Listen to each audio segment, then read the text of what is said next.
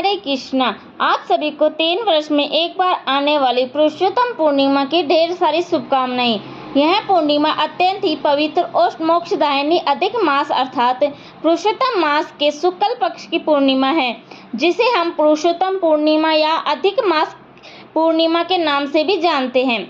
आज की इस वीडियो में आप सभी जानेंगे कि साल 2026 में पड़ने वाली समस्त योगों से अधिक फल प्रदान करने वाली और अखंड सौभाग्य प्रदान करने वाली साक्षात मां लक्ष्मी भगवान श्री हरि विष्णु के पुरुषोत्तम स्वरूप को विशेष कृपा प्रदान करने वाली पुरुषोत्तम पूर्णिमा किस दिन पड़ रही है, यानी कि 30 मई 2026 को या फिर 31 मई 2026 को पूर्णिमा तिथि कब प्रारंभ होगी और कब इसका समापन होगा। और अगर आप पूर्णिमा का व्रत करते हैं तो आप व्रत कब धारण करना है और पूर्णिमा तिथि का स्नान करने का, दान देने का या दीप दान करने का सबसे शुभ मुहूर्त क्या हो रहेगा।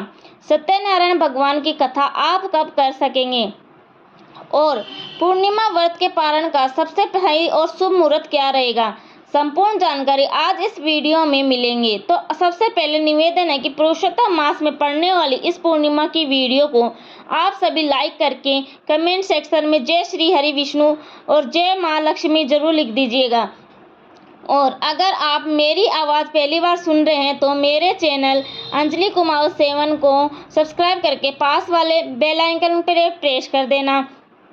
तो जैसा कि मैंने वीडियो में शुरुआत में ही बताया कि जो पूर्णिमा पड़ रही है यह 3 वर्ष में एक बार आती है। अधिक मास की पूर्णिमा आध्यात्मिक दृष्टि से बड़ी ही महत्वपूर्ण है। ऐसा माना जाता है कि आज के दिन भगवान श्री हरि विष्णु की आराधना करने से समस्त तीर्थों में स्नान करने का और दान देने का कई गुना पुण्य फल प्राप्त हो सकता है। यदि मास की पूर्णिमा 3 वर्ष में एक बार आती है तो इस दिन हम जप तप करते हैं, पूजा पाठ करते हैं, दान धर्म बढ़कर चढ़कर करते हैं और फिर सत्यनारायण भगवान की कथा करते हैं।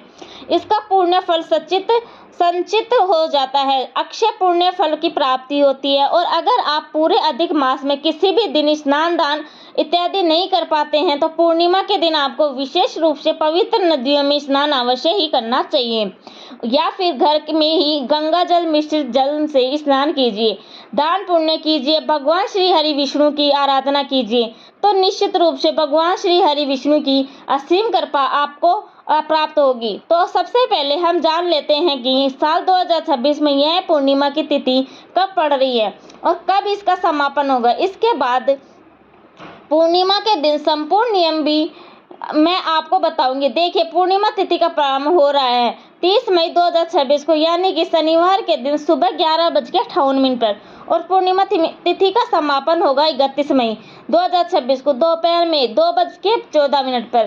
तो ऐसे में सूर्योदयकालीन तिथि के अनुसार आप देखेंगे तो पूर्णिमा तिथि आपको प्राप्त हो रही है 31 मई 2026 के दिन रविवार को, लेकिन दोपहर में 2:15 पर यह समाप्त भी हो जाएगी। लेकिन पूर्णिमा तिथि का व्रत जब हम सभी धारण करते हैं तो रात्रि में पूर्णिमा का चांद हो उसे ही श्रेष्ठ माना जाता है। मतलब पूर्णिमा का जो व्रत होता है उसमें चंद्रोदय कालीन तिथि के अनुसार ज़्यादा श्रेष्ठ बताया गया है, क्योंकि चंद्रमा की ही पूजा की जाती है। तो ऐसे में 30 मई 2026 को यानी कि शनिवार के दिन पूर्णिमा का व्रत धारण करेंगे और पूर्णिमा का स्नान दान हम करेंगे सूर्योदय कालीन तिथि के अनुसार, यानी कि 31 मई 2026 को सूर्योदय कालीन पूर्णिमा के दिन स्नान दान की पूर्णिमा रहेगी 31 मई 2026 को। और अब आपके मन में प्रश्न आ रहा होगा कि दीदी फिर सत्यनारायण भगवान की कथा हम कब करें।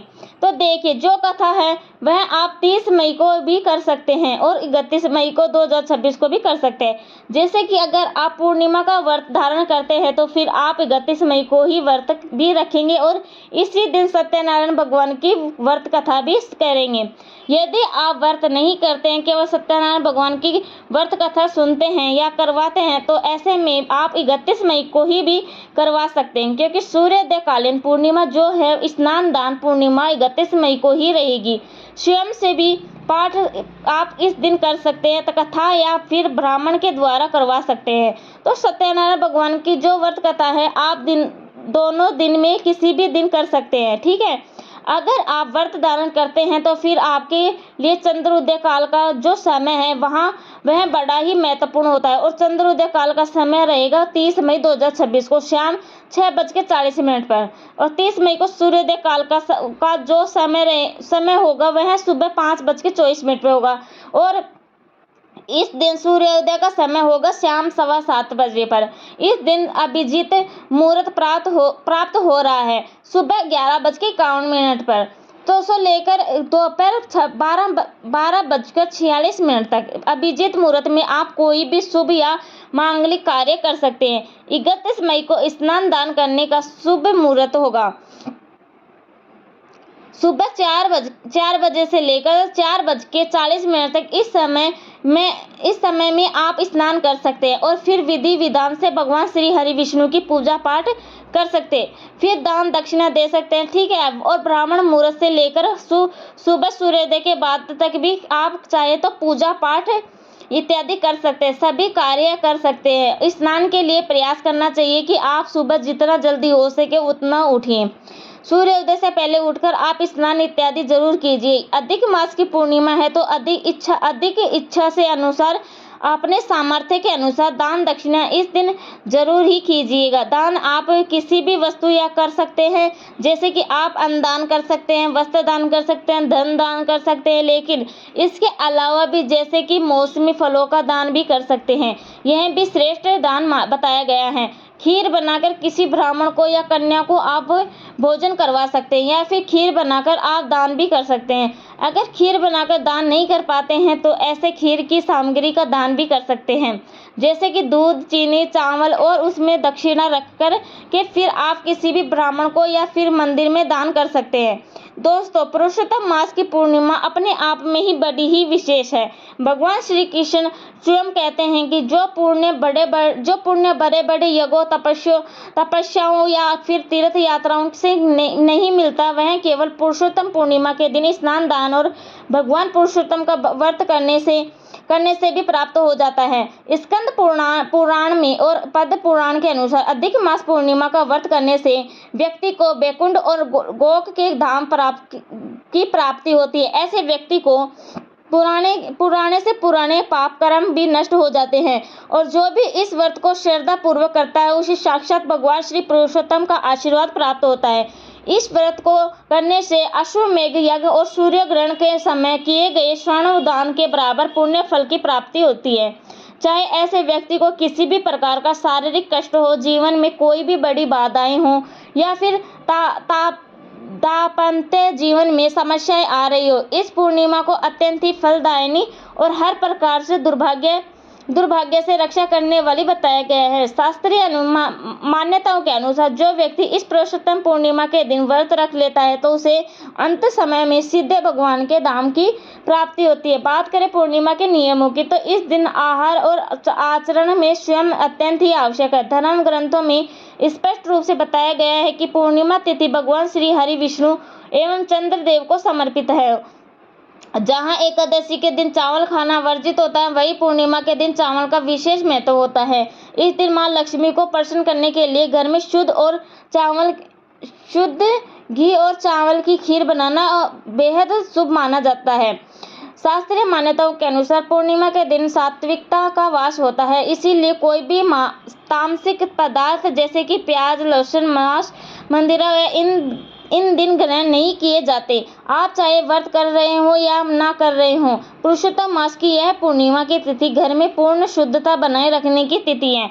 पूर्णिमा का मूल तत्व पवित्रता और संकल्प की शक्ति है। इस दिन भगवान श्री हरि विष्णु को पीले फूल और सत्यनारायण भगवान की कथा में पंजीरे और चरणा अमृत अर्पित करना अत्यंत ही महत्वपूर्ण पुण्यदायी माना जाता है। शास्त्रों में यह भी स्वीकार किया गया है कि इस दिन विशेषकर सात्विक चीजें ही भगवान को भोग के रूप में अर्पित की जाती है, इसीलिए इस दिन सात्विक रहना बहुत ही जरूरी है। पूर्णिमा के दिन स्वयं पूर्वक व्रत का पालन करना चाहिए, विष्णु सहस्त्र नाम का पाठ करना चाहिए, सत्यनारायण भगवान की व्रत कथा सुनना और प्रभु को भोग अर्पित करना, दान दक्षिणा समर्पित करना और अंत में आरती करना संपूर्ण पूजा विधि रहती है।